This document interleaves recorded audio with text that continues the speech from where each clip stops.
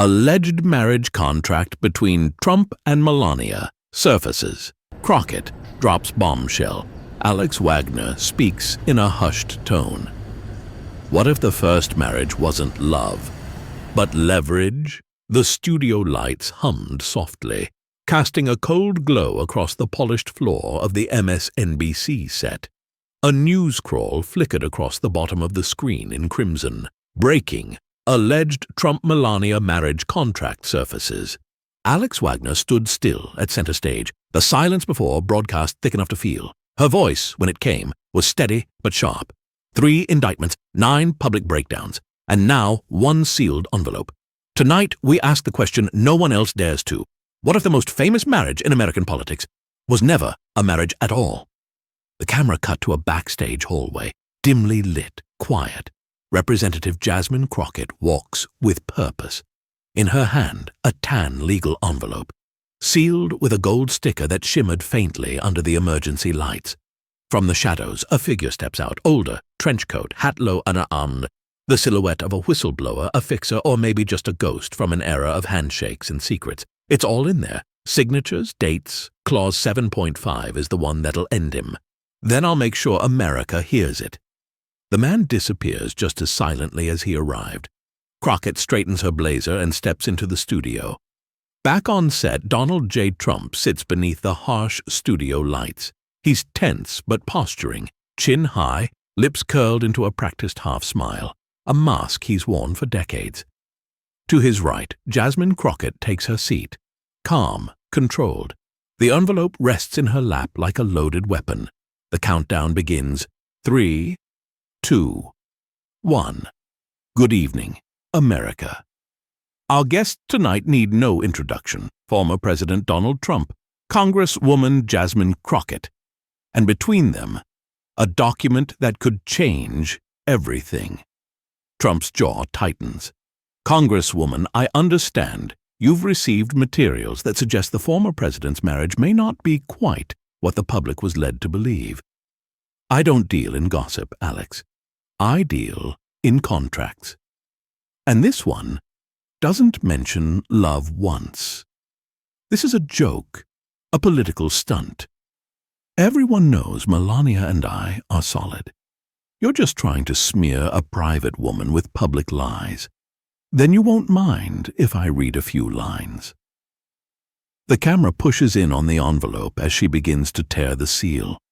The lights dim just slightly, not for drama, but because reality just shifted. Clause 1.1. The parties shall maintain the appearance of unity for the duration of the principal's public service or candidacy, unless otherwise waived in writing. The audience gasps, softly at first, a cough, a stifled whisper. But Crockett doesn't pause. Clause 3.4. The spouse shall attend a minimum of 6 campaign events per calendar year, except when invoking a media neutrality clause for brand preservation. She lowers the page slowly. Mr. Trump, when was the last time Melania attended a campaign event? Trump waves her off. She supports me in private. She's tired of the circus. You people, you've made public life unbearable. No, sir. She wrote an exit strategy and you signed it. Alex turns to Trump. Mr. Trump, is there any truth to these documents? Were legal agreements part of your marital terms? It's fake, staged. Probably written by the DNC or Oprah's ghostwriter. Melania and I, we're good. This is beneath you. What's beneath me is pretending that a marriage is still whole when the only thing holding it together is a confidentiality clause. Trump clenches the edge of the table. You don't know anything about my marriage. You're out of line. Then tell me why Clause 5.2 includes a subsection on courtroom absences. Trump stiffens. Clause 5.2. The spouse shall not be obligated to appear in legal proceedings unless such appearance directly benefits the shared public image. Yeah, I remember him bragging about that one. Called it brand management. Said she was the smartest deal he ever made. The studio tightens. Trump looks to Alex, then to the cameras. No jokes now. No slogan to shout, just silence and a rising pressure. Congresswoman, are you saying the first marriage was more marketing than matrimony? I'm saying Melania signed on the dotted line, and she's finally cashing out. The screen cuts to black for a second. The studio lights had shifted almost imperceptibly, just a notch dimmer, as if the space itself anticipated what was coming next. Crockett didn't look up as she laid another document across the table. Her fingers moved with surgical calm. She flipped to a highlighted section. The clause was underlined twice, the ink still slightly smudged, like it had been handled too many times too quickly. She began to read. Clause 6.2. In the event of public scandal, the spouse shall refrain from personal commentary and default to issued statements prepared by legal or campaign counsel. The words settled like fog over the room. The audience didn't gasp this time. They sat motionless, listening. Trump shifted just slightly, his thumb tapping the desk. A twitch, a tick, a tell. Crockett continued. Clause 9.4. The spouse shall not challenge, dispute, or publicly undermine the character of the principal before, during, or after any legal proceeding. Termination of public appearances does not imply breach. She looked up. Her voice dropped a half step. So when Melania vanished from courtrooms, when she skipped rallies, when she dodged inauguration anniversaries, she wasn't resisting. She was complying. The camera pushed slowly toward Trump's face. He tried a smirk, but it didn't land. Too slow, too tired. The mask had slipped. She reached into her folder again. Another page, this time printouts of event schedules. 6 months, dozens of court appearances, and beside each, Melania, excused. The word excused was circled in red, over and over. Crockett didn't speak this time. She let the visual say it all. On screen, MSNBC producers split the screen. Trump on the left, stoic and stone-faced. On the right, B-roll of Melania stepping into a car, declining to speak, cameras flashing, her sunglasses the last line of defense. The voiceover came low, almost whispering. America once asked, where is Melania? Maybe the better question is, who gave her permission to disappear? The silence that followed wasn't empty. It was loaded, pressurized. Then came the thud. Trump's hand against the desk, sharp but restrained. Not rage, not yet. Just the sound of a man who didn't expect the contract to make it to prime time. Crockett gently closed the folder. Then she said it. The only thing louder than her absence is the fact that you allowed it, because a clause told you to. The voice that broke the moment didn't belong to either of them. It came from Scaramucci, reclining slightly, arms crossed, smirk unapologetic. He didn't need papers. He didn't need proof. He had memories. And now, a microphone. He told them about Mar-a-Lago in 2015. The Christmas gala. The way Trump joked that Melania's silence was part of the charm. That her image had more value than her voice. That sometimes it was better to buy elegance than train it. The crowd recoiled. Even the conservative panelists to the far right of the stage turned their heads slightly. Scaramucci didn't flinch. He continued. He used to brag she was the best investment he made, said she was custom-built for magazine covers and state dinners. But not courtrooms. Never courtrooms. Trump interrupted. Loud, defensive, bitter. Something about fake memories, twisted truths, jealousy. But the audience didn't follow him there, because Crockett was already holding up another document. It was labeled Addendum B, Term Extension Agreement. She read the line with the weight of someone pulling a thread that could unravel everything. The term shall be renewed contingent on continued alignment of media strategies and contingent on principals' polling numbers remaining within viable electability range. She paused. So, The contract had renewal conditions, not for love, not for family, but for poll numbers. She looked at Trump, dead in the eye. No wonder she's gone. Your approval ratings dropped, and so did the value of the deal. Scaramucci leaned in just loud enough to be caught on camera. Clause 7.5 wasn't written for loyalty. It was written for exit strategy. The audience murmured again, no longer shocked, but captivated. A different kind of quiet settled over the studio now, one where everyone watching could feel it. This wasn't a marriage in question anymore. It was a contract that had run out of road. And Crockett? She was just here to read the fine print aloud. The air in the studio had thinned, like it was holding its breath. Crockett placed her palm flat against the desk, steadying the final document in her folder, the one marked in red across the top, Confidential Spousal Clause 7.5. She didn't look at Trump, not yet. She looked at the audience, then the camera, then the envelope. Her voice didn't rise.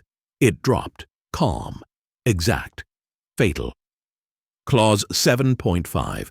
The spouse shall not be required to appear in court or make public statements during periods of legal jeopardy if such appearances would conflict with the personal brand or emotional well-being of the spouse, as defined by the spouse or legal counsel.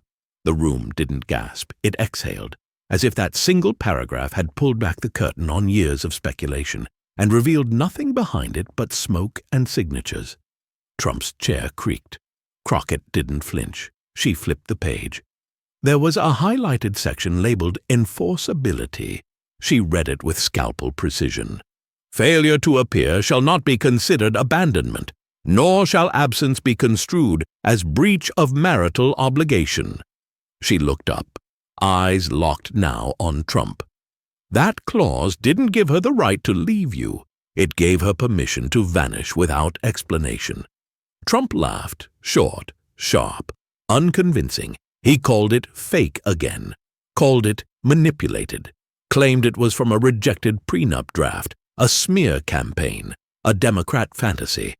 But no one leaned forward to hear him, because Crockett was still talking. She placed side by side a timeline of Trump's indictments and Melania's public absences. From campaign stops to courtroom arrivals, always alone, always defending himself, always speaking to empty air where a partner should have stood. She tapped the dates one by one. She wasn't dodging the circus. She was invoking the clause. And you? You were pretending not to notice because the optics of a missing first lady were better than the headlines of a failed contract.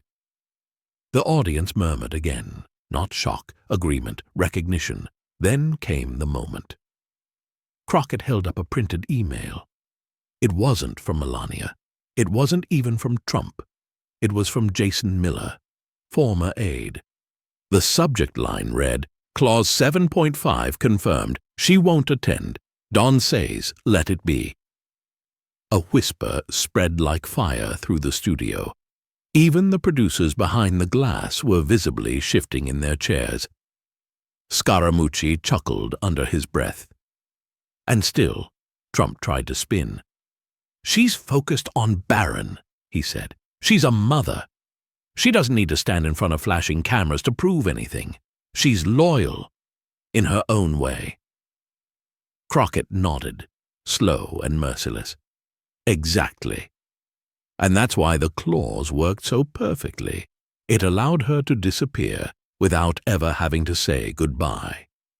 Trump fell quiet. Crockett tapped the final line at the bottom of the page. This agreement shall remain sealed unless made public by mutual consent or breach. Then she looked at him with a kind of precision that didn't accuse. It confirmed. And guess what, she said, you just breached it. The lights in the studio had not dimmed, but everything felt darker now. Less like a set, more like a stage at the final act of a tragedy. Crockett closed the folder gently. There was no need to raise her voice. The story had already told itself. But she had one more twist to offer. A new sheet of paper. Not a clause this time. A press release, still in draft, but leaked. It bore the Amazon Studios logo at the top. She read from it slowly.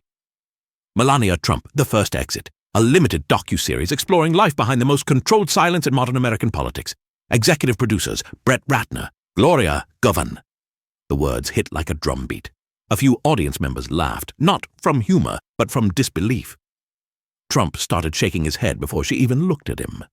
She laid the press sheet beside the contract. So, while you were prepping your next campaign speech, she was preparing her exit monologue. She didn't say this like it was a betrayal. She said it like it was inevitable. Trump muttered something about fake Hollywood trash, about streaming lies, about betrayal. But no one was looking at him, because Crockett held up a quote from the series pitch deck. It's not a tell-all, it's a tell-nothing. Because silence is the loudest story of all. She looked straight into the camera. America, we always thought Melania was quiet out of loyalty.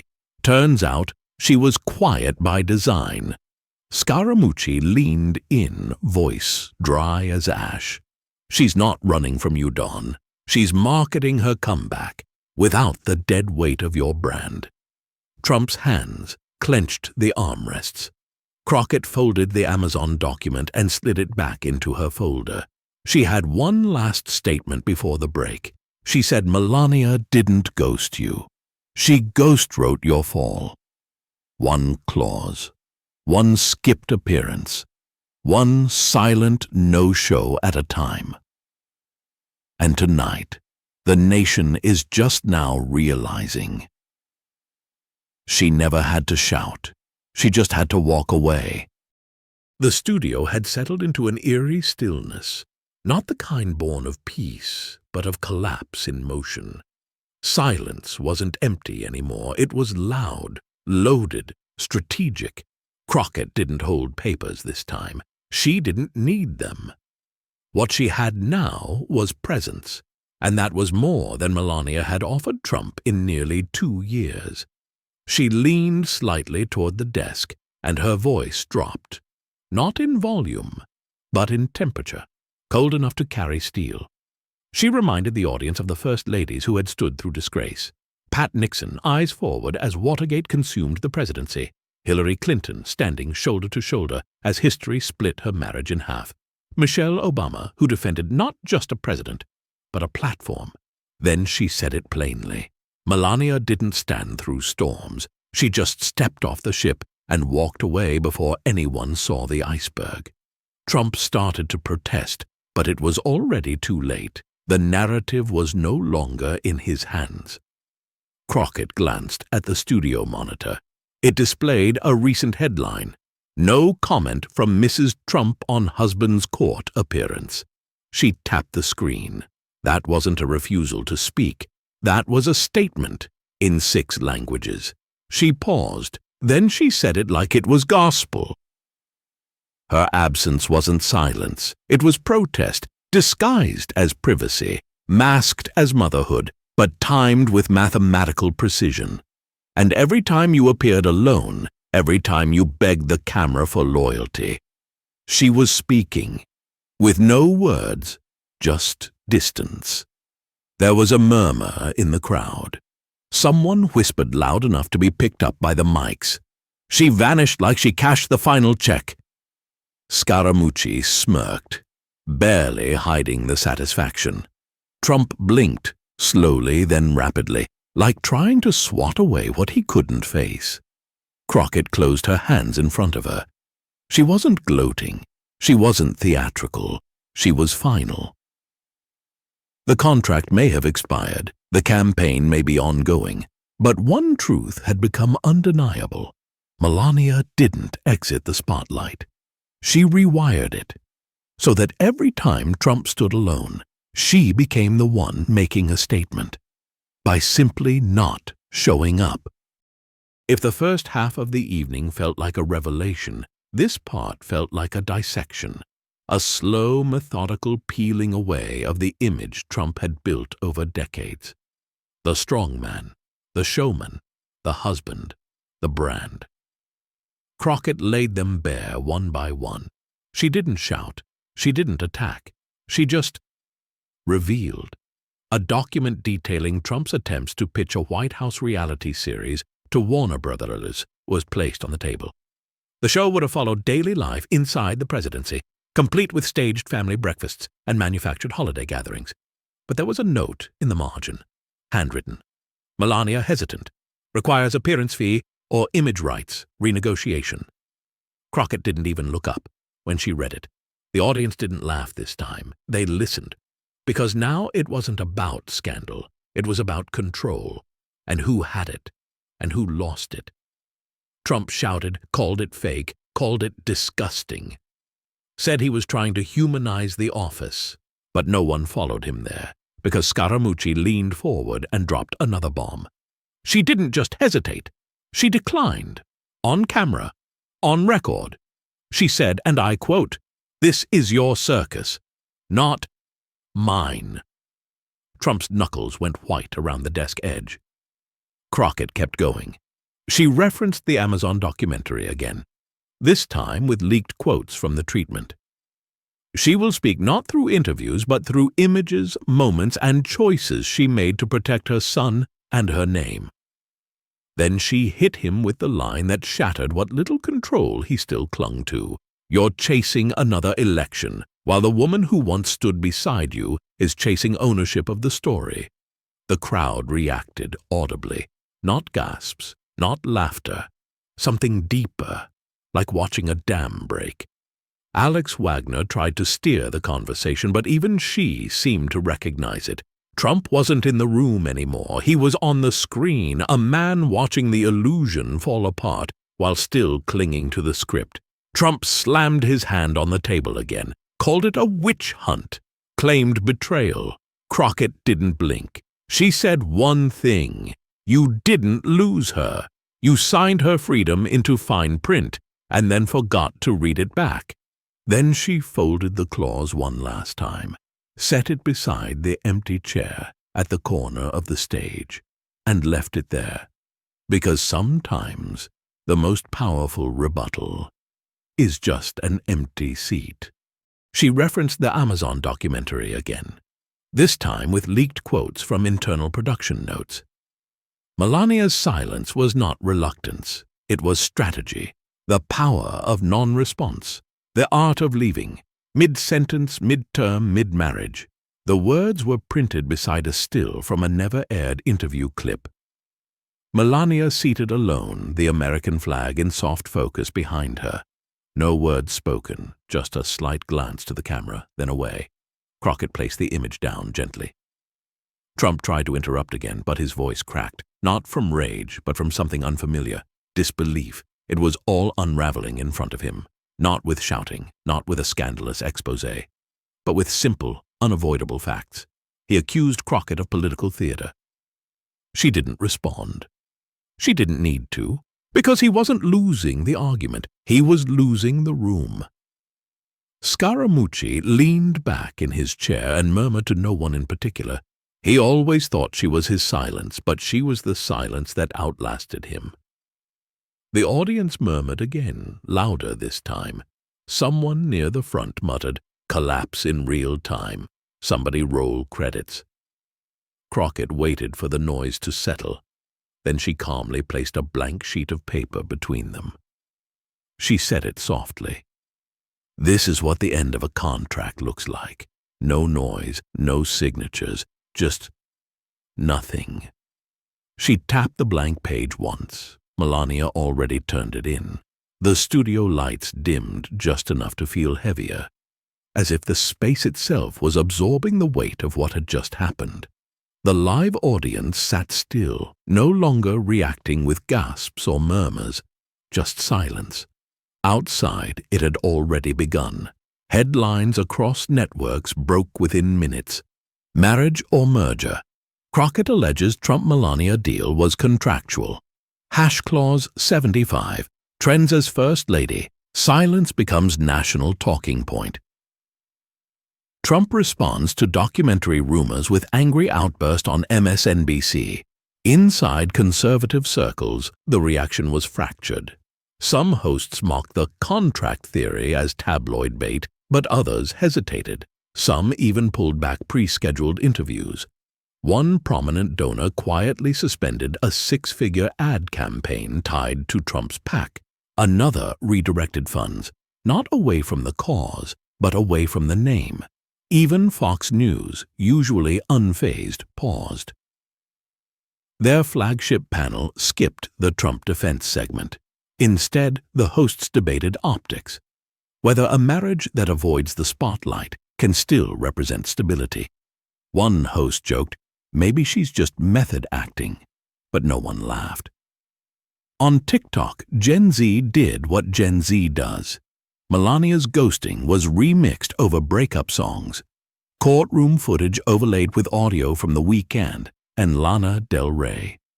The internet turned Clause 7.5 into a meme, but the damage was no longer theoretical. It was viral. Twitter hashtags exploded.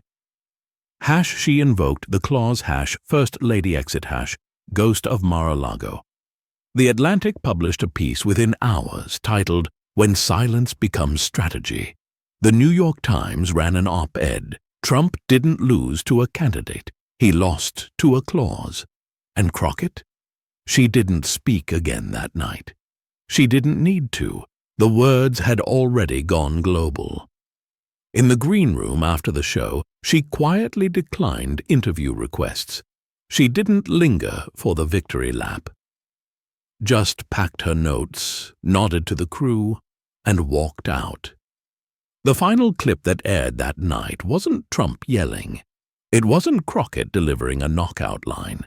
It was a slow zoom on Trump's empty podium at his last campaign rally, the one where he'd said Melania was resting and supporting him from afar. No voiceover, just a fade to black, and the words, "Some departures don't make a sound, but they leave a mark." The morning after the broadcast, the country didn't wake to outrage. It woke to silence. Not the empty kind, but the kind that hangs in the air when everyone knows something irreversible just happened. There was no official denial from Trump's camp. No press conference from Mar-a-Lago, just a single, vague statement. President Trump remains focused on saving America. The media circus is beneath him.